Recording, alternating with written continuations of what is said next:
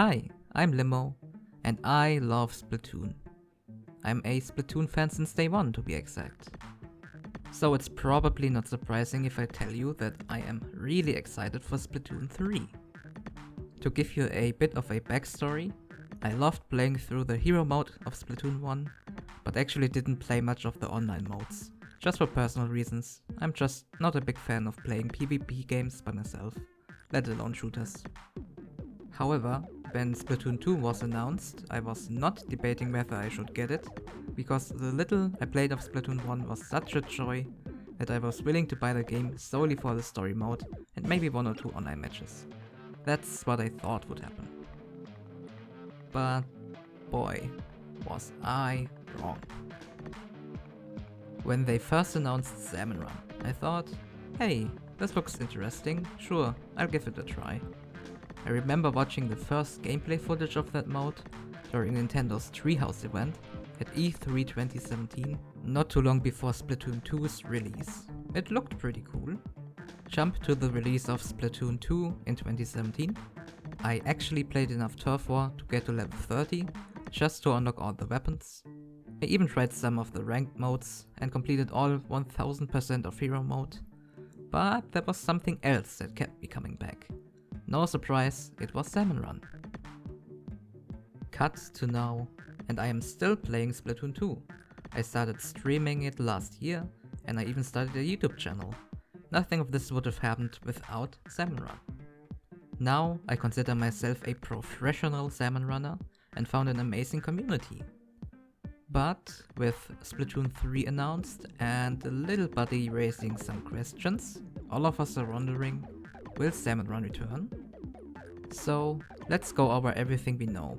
Every argument pointing towards a return of Salmon Run and arguments against a return. Currently, the state of Salmon Run is a little bit uncertain, for 2 main reasons. Point of interest number 1, the New Year's picture Nintendo posted for 2020. A lot of people seem to think Salmon Run will not return because we might save the Salmonid race in Splatoon 3's story mode. Why do people think that? Let's look at the evidence. On New Year's Day 2020, Nintendo posted a picture on their social media site. We can see a Crisco Industries boat in the background, some Salmonids in the foreground waving 2020 with the glow of golden eggs, but in front of the Salmonids in the water, there's a life preserver that covers the reflection of the last 0. Look at the reflection. What does it spell? SOS. But that's not all. If you look at the waves, at the bottom of the reflected letters, they show a hidden message. Save our salmons. It's not hard to imagine that this caused a lot of curiosity and theory crafting in the community. But let's go one step back first. In Salmon Run, you fight against the Salmonid race to collect their small orange power eggs, as well as their big and rare golden eggs, all for a so-called shady company called Crisco Industries. Why does Crisco want these eggs? There's no reason given. The only thing we are told is that it's for a brighter future of Inkopolis, with no details or explanations. Additionally, there's our boss, Mr. Gris. We do not know anything about him. All we get to see of him is the bear radio he uses to speak to us, with a raspy voice. Deliberately shady. So, with the 2020 New Year's picture, people started speculating that in the next installment, Mr. Gris might turn out to be a bad guy and we will help the Salmonids. But at this point I want to mention that yes, Salmonids are dangerous. According to the Sunken Scrolls in Splatoon 2, Salmonids have been a plague to Inkling culture in the past. This is evident by the Salmon Run maps, most likely all being constructs abandoned by modern society because of Salmonid attacks. And also the Sunken Scrolls in Splatoon 2. Let me read one of them. When smoke rises from the 7 rings, the pink fish will emerge from the sea, devouring all creatures of the land. The Book of Modai, chapter 10, verse 10. This is clearly a reference to biblical stories. The picture is showing Salmonids emerging from the sea, as well as 2 Inklings most likely symbolizing what ancient Inklings considered a plague. Also noteworthy is that real-life salmon do actually eat both squid and octopus, so perhaps salmonids are a real threat to inklings even nowadays. In Salmon Run, salmonids attack us even when we don't actually harm them. Who knows, maybe Grisco Industries actually wants to protect Inkopolis, without explicitly telling the workers, if you don't bring us the eggs to control salmonid population, we will all be just straight up devoured by some fish. At this point I want to direct your attention to the last of the 5 Salmon Run maps added to the game, Ruins of Ark Polaris. Yes, there's a lot to say about and speculate about this map, but the thing I want to point out is the city in the background. If the release dates of the maps are canon, basically telling us that the salmonids started appearing in near areas later on, then it's possible that they are slowly approaching Inkopolis. I do not want to imagine the chaos rampaging salmonids would cause in Inkopolis. I'm mentioning this because I've heard numerous people say that we the players just simply walk into salmonid territory and kill all we see just to steal their unborn babies. But it's not that black and white. At least I don't think it is. To summarize, yes, we still don't know why we are collecting eggs for Grisco Industries, or what they want to do with those eggs, but salmonids are also very dangerous creatures. Since we don't know the reason, we can't say for sure if Mr. Gris is a bad guy or not. But I can imagine that Mr. Gris and Inklings are considered bad guys by the salmonids themselves. So that might be the reason why we got the save our salmons message from the salmonids. Now, let's move on and talk a little bit about Little Buddy. Evidence number 2. Little Buddy. Little Buddy. Little Buddy. Little Buddy. Our sweet little buddy raises some questions. A lot of questions. A salmonid and an inkling. Why are they friends? How did the small fry get to the player? Little Buddy being a salmonid and being friends with the player, as seen in the Splatoon 3 trailer, is really strange, knowing that salmonids are a dangerous species. If what people think is true and we will help the salmonids, will all salmonids be friendly? A lot of stuff to theorize about. Another thing I want to briefly mention is that the coloring of Little Buddy, his coloring in Splatoon 3, it does seem a little bit different to the small fry in Splatoon 2. This was brought to my attention by rassicas here on YouTube. I linked their video in the description below, as well as a video they made about Salmonid lore. It's an awesome video, rassicas did some great research, lots of stuff even I didn't know. Anyway, here's the short version about Little Buddy's colors. Real-life salmon change their colors when they enter the real-life event called Salmon Run, once a year. The color change occurs mainly to attract spawning mates, and Little Buddy's colors are apparently more similar to non-spawning salmon. If it's not just an artistic choice to make Little Buddy look friendlier, does this mean that the Salmon Run is just over? Perhaps actually. It is said in Splatoon 2 that the Salmon Run event only occurs once every 70 years. So, looks like the Salmon Run has been going on for a while, huh?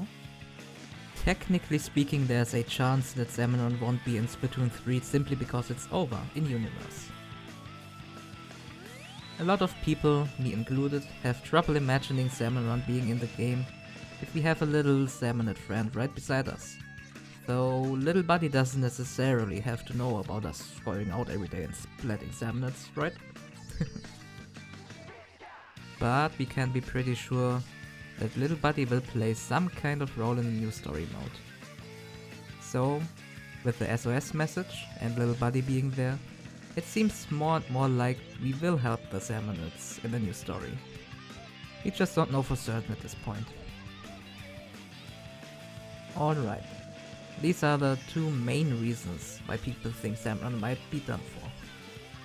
But there's even a third reason I've seen being thrown around why people think Salmon Run won't return.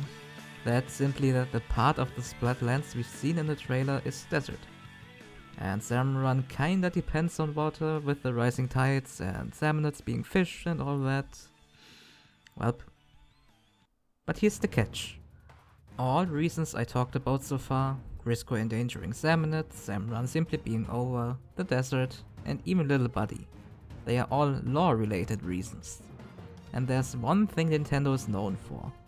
It's the love to put function over form, gameplay over lore, visuals and most other things. Would Nintendo choose to get rid of Salmon Run simply because it would make sense in universe? Honestly, I don't know. Nobody knows, unfortunately. That's basically all we can really say for certain. But let's speculate a bit. Honestly, I can think of ways to incorporate Salmon Run in Splatoon 3, even with all of these reasons. Are we saving Salmonids? Yes. Then who are we fighting in Splatoon 3 Salmon Run? Grisco's army of Salmonids. Splatlands being completely covered in sand? Make it take place in some lakes of toxic waste instead, with mutant Salmonids. Salmon Run is over in universe? No problem if Grisco has an army of bloodthirsty mutant Salmonids. Just to throw out an idea. There's still more ways to make it make sense, even without mutant Salmonids or Grisco being evil. Like, even if these Splatlands are all desert, we saw a train in the Splatoon 3 trailer. We don't know how far we might be able to travel with it. Perhaps we can actually ride the train to the coast, who knows? And another big reason why I think Nintendo will bring back Salmon Run. Salmon Run is more popular than the developers thought it would be. Don't believe me? Well, good. Even though the developers never outright confirmed my claim, to my knowledge, let's look at some evidence. I got plenty. First of all, we got multiple big changes to different things with updates. Gorillas only dropped 3x in the beginning, now it's always 5. Goldies during Fog Waves used to drop 3x as well. Now they have a chance to drop 1, 5 or 10x. We got multiple nerfs for how easy it is to throw bombs into flyfish launchers. Stingers were much harder to defeat with the Stingray. They even gave the Octobrush a Salmon Run specific damage buff at one point. Second point, we got a 5th Salmon Run map much later after the 4th map. Granted, this is more speculation than evidence, but hear me out. After the release of the base game July 2017, they added a 3rd map to Salmon Run Lost Outpost, only 1 month after, in August. Then, the 4th map, Salmonid Smokeyard, was 3 months after that, in November. And then, it took them almost an entire year to release the 5th map, Ruins of Arc Polaris. Sure, there's a possibility they just kinda forgot about Salmon Run and then at some point realized, oh, that exists, maybe we should remind people. But I think they only planned to add 2 additional maps in the beginning, but after Salmon Run kinda exploded, they decided to make 1 more map. Since a lot of content was planned before release and already being worked on, I think the big break in between Salmonid Smokeyard and Ruins of Arc Polaris indicates that they did not plan to release the last map at the release of Splatoon 2. Third evidence. They added a Salmon Run section to the Nintendo Switch Online app at one point. If you didn't know, you can look at the past 50 games of Turf or Ranked you've played in the Nintendo Switch Online app. But you can also look at the past 50 shifts you worked for Grisco. And that's a feature that was not present in the beginning. I suspect one reason why they added it is because of the overfishing scene. So they could look back at their games and check for scores and more. Fourth point. They added a rank expansion with an update. Professional used to be the highest rank at one point. So if you reached Professional, you could climb up through the rankings up to 999. But with the new rotation, the rank used to be reset all the way back to 40.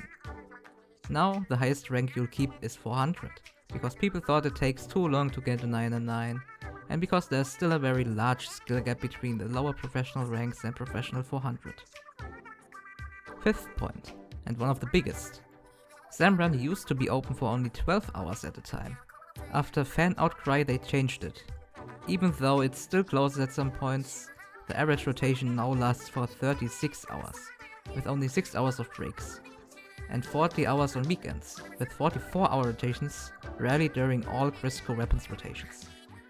And I haven't even mentioned the Grisco weapons, or the additional song they added. There was also one goodbye message from Nintendo after the final Splatfest that said, and I quote, "We hope you'll continue battling online or running Salmon Run shifts with your friends and rivals."